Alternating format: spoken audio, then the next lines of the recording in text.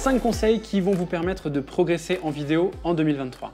Salut à toutes et à tous, c'est Ewen Degrain. Je suis très heureux de vous retrouver dans cette nouvelle vidéo dans laquelle je vais vous présenter 5 conseils qui devraient vous permettre de vous améliorer en création de vidéos, que ce soit au niveau du tournage ou au niveau du mindset de votre business.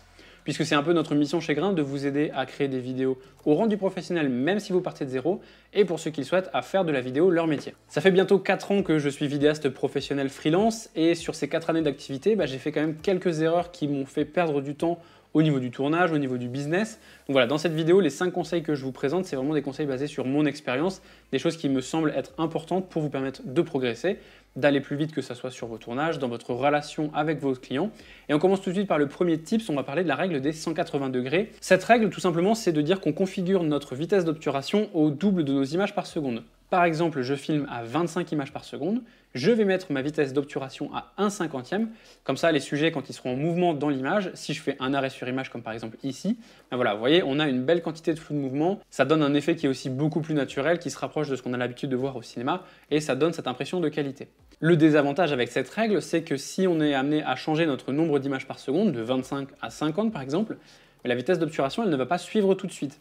Et pour ça, dans certains boîtiers, vous pouvez configurer la vitesse d'obturation en degrés, comme sur le S5 Mark II par exemple. Vous allez dans les paramètres, voilà, je vous montre à l'écran rapidement le chemin. Vous allez dans les paramètres et vous configurez ça en degrés. Vous allez pouvoir comme ça placer le shutter à 180 degrés. Et là maintenant, même si vous changez le nombre d'images par seconde, la vitesse d'obturation elle sera adaptée automatiquement et vous aurez toujours ce rapport de 1 pour 2. Deuxième astuce, au tournage, je vous conseille de vraiment prendre du temps pour réfléchir.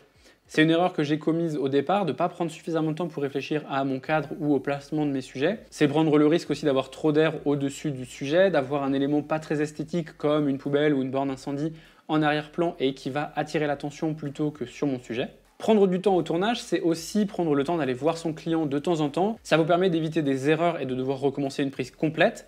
Mais par contre, gros conseil, c'est de bien rester dans ce qui est fixé au devis. C'est-à-dire que si vous demande quelque chose en plus, à vous de voir si vous êtes prêt à l'accorder, si ça n'est pas mentionné dans votre devis. D'ailleurs, ça nous amène à la troisième astuce, bien gérer son entretien client. Faire de meilleures vidéos, ça veut aussi dire faire des vidéos qui répondent aux besoins de vos clients. Et pour ça, il n'y a pas de secret. Il va falloir lui poser beaucoup de questions pour bien comprendre quels sont ses enjeux et surtout lui faire répéter les réponses pour que vous soyez sûr et certain d'avoir bien compris ce qu'il attend de vous et ce qu'il attend de la vidéo qu'il vous commande. J'ai pour habitude de dire qu'un devis clair, c'est un projet qui commence sereinement et du coup, plus le devis est clair, plus votre client sera conscient que vous allez répondre à ses attentes à travers la vidéo qu'il vous a commandée.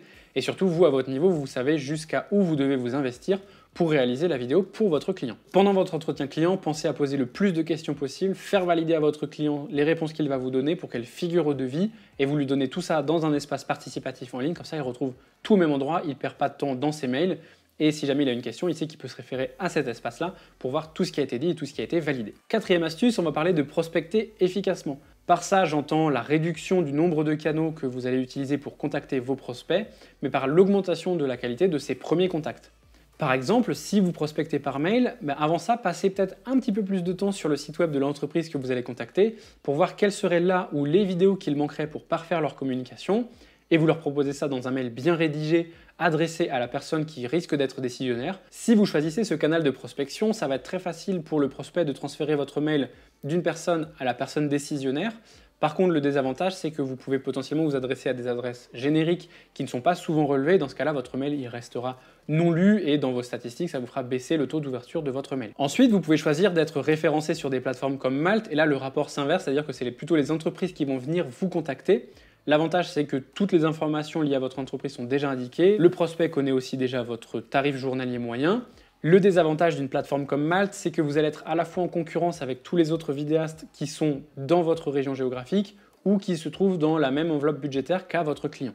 C'est pour ça que nous, pour être beaucoup plus efficace sur la prospection, on préfère privilégier des contacts via LinkedIn. Comme c'est un réseau social professionnel, c'est déjà un petit peu plus attendu et on sait qu'on pourra s'adresser directement à la bonne personne, que ce soit une chargée de communication, directeur de la communication, mais au moins on sait que notre message il a beaucoup plus de chances d'intéresser cette personne-là que la personne qui va être amenée à relever le mail standard de la société. Dans tous les cas, ce que je vous conseillerais de faire, c'est de ne contacter que les entreprises avec lesquelles vous aimeriez travailler. Et c'est ça aussi en fait, faire de meilleures vidéos, c'est savoir dire non à certains projets qui nous intéressent moins, ou du moins à les sous-traiter à d'autres freelances, mais du coup de se concentrer uniquement sur les projets qui nous font kiffer et sur lesquels on va pouvoir s'investir à 100% pour créer la meilleure vidéo possible.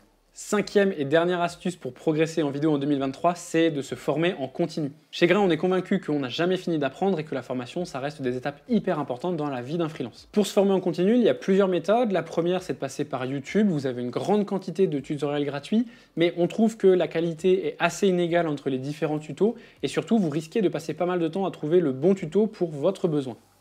Ensuite, vous pouvez choisir d'aller vous former sur place. Par exemple, si vous voulez devenir télépilote de drone, vous allez aller passer la pratique dans un centre d'examen. Vous aurez un instructeur qui pourra répondre en direct à toutes vos questions, vous montrer les différentes manipulations.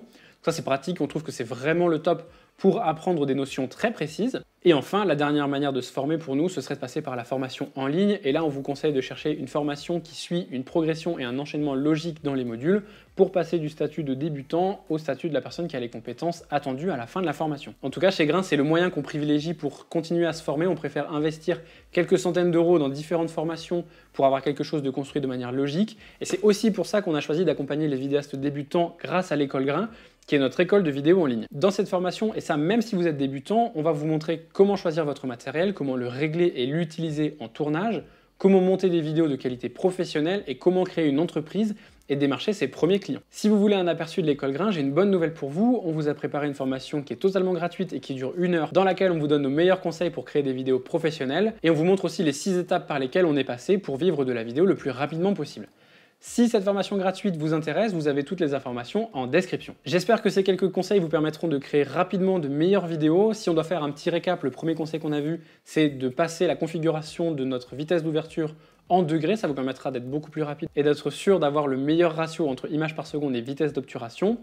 Conseil numéro 2, c'était de bien prendre le temps de réfléchir au tournage pour être sûr de ne faire aucune erreur. Conseil numéro 3, c'est de poser le plus de questions à votre client pour ressortir de l'entretien avec toutes les informations pour créer la vidéo que votre client attend. Conseil numéro 4, c'est de prospecter efficacement en réduisant le nombre de canaux mais en augmentant la qualité des premiers contacts. Et le 5e conseil, bien entendu, on vient de le voir, c'est la formation en continu pour toujours rester au top niveau. J'espère que cette vidéo vous aura plu. Si jamais vous appliquez d'autres conseils vous au quotidien, n'hésitez pas à les mettre en commentaire, que ce soit sur le côté matériel ou le côté mindset. Et sur ce, moi je vous dis à très vite dans une prochaine vidéo.